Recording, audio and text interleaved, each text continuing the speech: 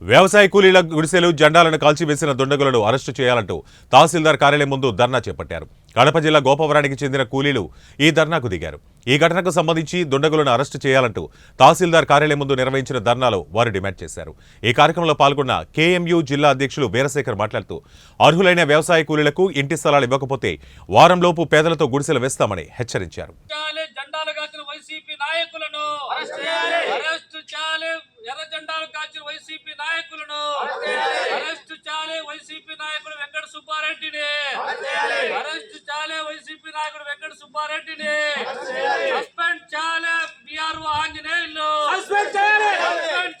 VRO Anjaneyulu suspend చేయాలి. VRO Anjaneyulu పేదల పట్ల దురుసుగా వ్యవహరిస్తున్న విఆర్ఓ ఆంజనేయులు పేదల పట్ల దురుసుగా ప్రవర్తిస్తున్న విఆర్ఓ ఆంజనేయులు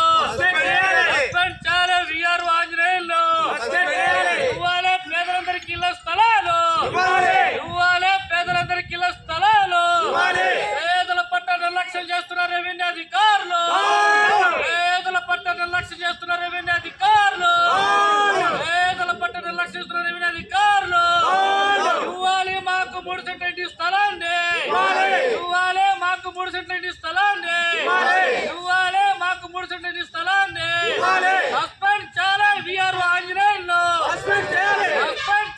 విఆర్ఓ ఆంజనేయులు పేదల పట్ల దురుసుగా ప్రవర్తిస్తున్న విఆర్ఓ ఆంజనేయులు జెండాలు కాల్చిన దుండగులను వెంటనే అరెస్టు చేయాలి. జెండాలు కాల్చినటువంటి దుండగులను వెంటనే అరెస్టు చేయాలి. ఎర్ర జెండాలు కాల్చినటువంటి దుండగులను వెంటనే సస్పెండ్ చేయాలి. విఆర్ఓ ఆంజనేయులు అధికార పార్టీకి అమ్ముడుమైన విఆర్ఓ ఆంజనేయులు సస్పెండ్ చేయాలి. విఆర్ఓ ఆంజనేయులు అధికార పార్టీకి అమ్ముడుమైన విఆర్ఓ ఆంజనేయులు అధికార పార్టీకి అమ్ముడుమైన విఆర్ఓ ఆంజనేయులు బీకేఎంయు ఆంధ్రప్రదేశ్ వ్యవసాయ కార్మిక సంఘం ఆంధ్రప్రదేశ్ వ్యవసాయ కార్మిక సంఘం గ్రామాల్లో ఇల్లు లేనటువంటి నిరుపేదలు మరి అనేక సందర్భాల్లో మరి అనేక రకాలుగా దరఖాస్తులు రెవెన్యూ అధికారులకు చేసుకున్నప్పటికీ మరి రెవెన్యూ కార్యాలయం చుట్టూ చెప్పులు అరిగేలా తిరిగిపోయినప్పటికీ ఏ ఒక్క అధికారి కూడా ఒక్క ఇంటి స్థలం ఇచ్చినటువంటి దాఖలాలు లేవు. మరి ఈరోజు రాష్ట్ర ముఖ్యమంత్రి మాత్రం ఒకవైపు చెప్తా ఉన్నాడు, మేము 33 లక్షల మందికి ఇల్లు ఇచ్చామని చెప్పి అంటా ఉన్నారు. మరి వాస్తవంగా ఈరోజు 33 లక్షల మంది ఎక్కడ ఇల్లు ఇచ్చారు? ఇచ్చినటువంటి ఇల్లు కూడా కేవలం 1.5 సెంటు స్థలం ఇస్తే ఎక్కడ బతుకుతారు? ఒక తండ్రికి 2-3 కొడుకులుంటే ఏ విధంగా బ్రతుకుతారు? మరి ఆ తండ్రి పేరుతో ఉన్నటువంటి ration card, Aadhaar card base చేసుకొని మీరు జగనన్న కాలనీలో కేవలం 1.5 సెంటు మాత్రం ఇచ్చారు.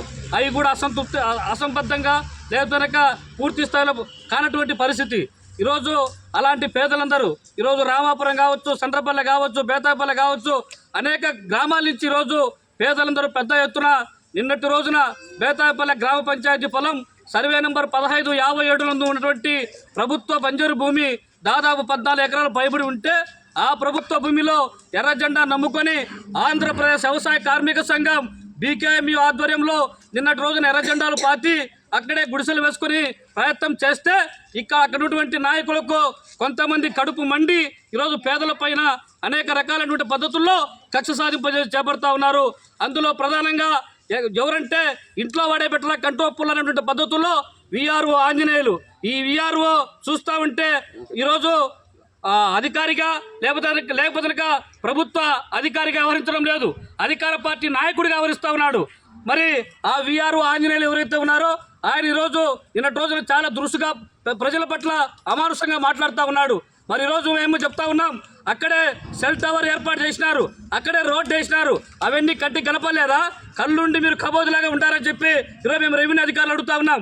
అంటే పెద్దోళ్ళ జోలికి మీరు పోరు, ఎందుకంటే వాళ్ళ అధికార పార్టీ వాళ్ళు కాబట్టి, వాళ్ళు డబ్బులు ఇస్తారు కాబట్టి, డబ్బులు ఇవ్వకపోతే మిమ్మల్ని కంచి బదిలీ చేస్తారు కాబట్టి మీకు భయం ఉంది.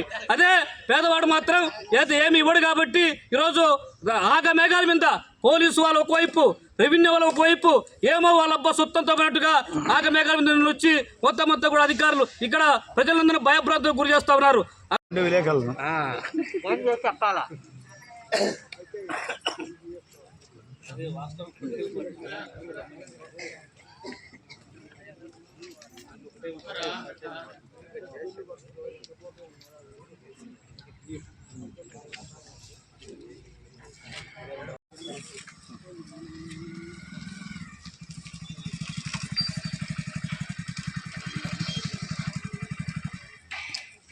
ఓకేనా.